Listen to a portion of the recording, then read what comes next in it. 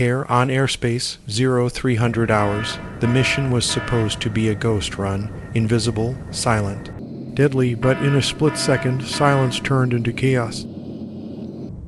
Captain Sarah Mitchell, callsign Viper, is sitting in the cockpit of the single most expensive aircraft in human history, B-21 Raider. She is deep inside the Iranian Air Defense Zone, and she has just lost engine number 2. This is not a simulation. I repeat, this is not a drill. This is the nightmare scenario the Pentagon has feared for 10 years.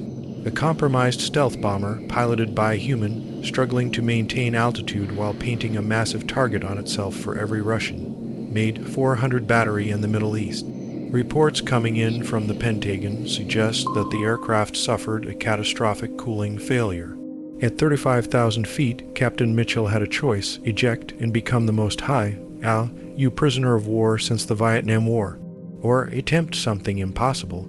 In the next 9 minutes, you are going to witness the full declassified breakdown of this incident. You will see how one female pilot, fighting against forces and a dying computer, turned a trap into the most legendary escape in U.S. Air Force history.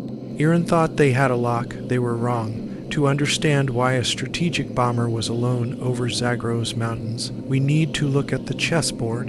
While the mainstream media is focused on trade deals, the United States military has quietly moved its steel fist to the region. Over the last 72 hours, 30,000 elite troops have been positioned in a ring of fire around Iran. We are talking about the 75th Ranger Regiment in Jordan.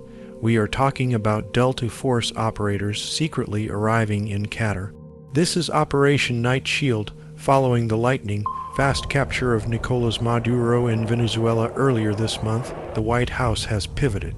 The full force of the U.S. military machine is now staring down Tehran, but troops on the ground are just the anvil.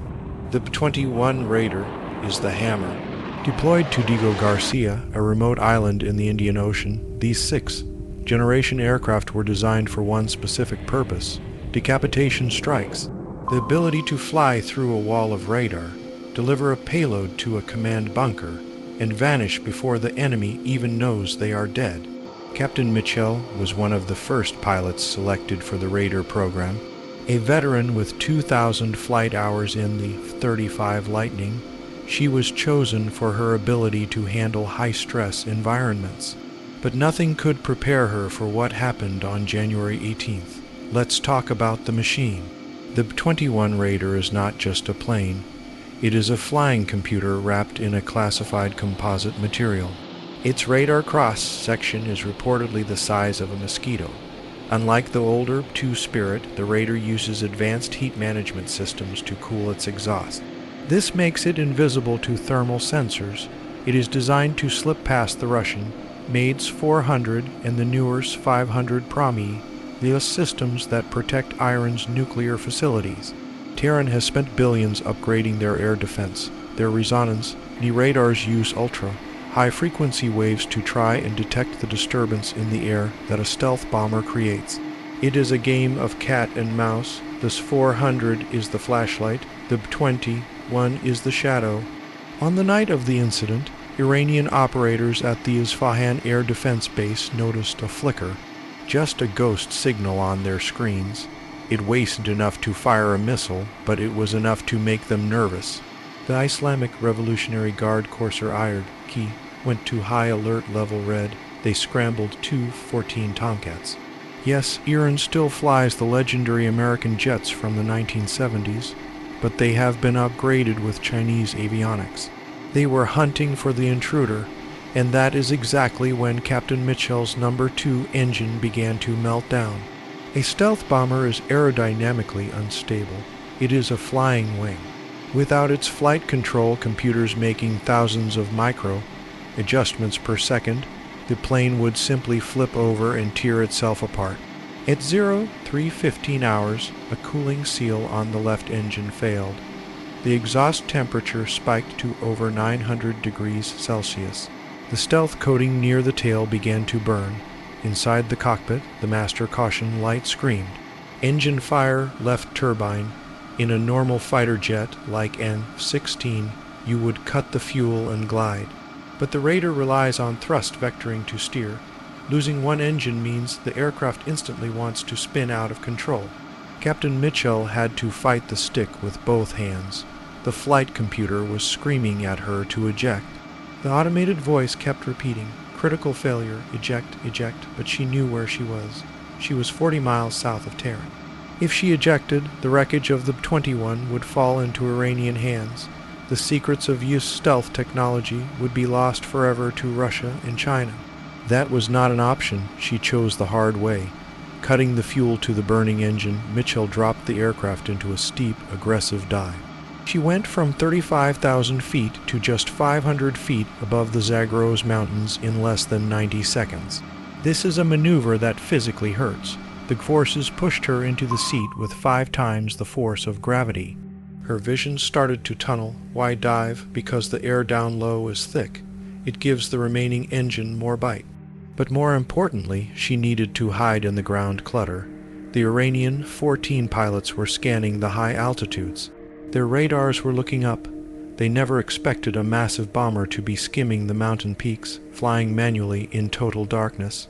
Imagine driving a Formula One car at 200 miles per hour at night with one flat tire while being chased by police.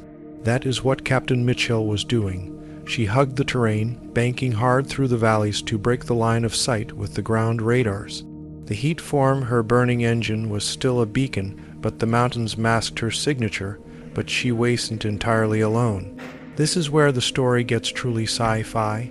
Sources from the Pentagon confirm that 2 loyal Wingman drones, the SQ-50, 8 Valkyries, are operating in the sector. These eye-controlled drones realized the mother ship was in trouble. Without a single command from a human, the eye swarm repositioned itself. The drones flew directly into the path of the Iranian search radars and activated their electronic warfare suites. They blasted the enemy sensors with white noise, creating a wall of static. For the Iranian operators on the ground, their screens went white. They were blind. This created a 5-minute window, a safe corridor.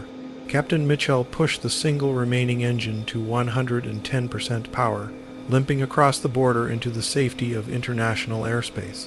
3 hours later, an emergency signal was picked up by US Central Command. A battered, smoking shape appeared on the horizon near the UE border.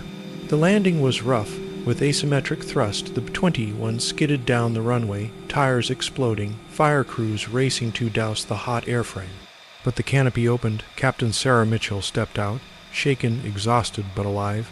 She didn't just save a $700 million aircraft. She proved that even in the age of AI and microchips, the human element, pilot's instinct, is still the ultimate weapon. The Pentagon has officially classified the mission as a training accident, but the 30,000 troops on the border know the truth. The ghost is real, and it has been tested by fire. Outro, what do you think? Was this mission a warning to Tehran, or a sign that the war has already begun? And is the B-21 worth the cost? Let us know in the comments below. Stay sharp, stay informed.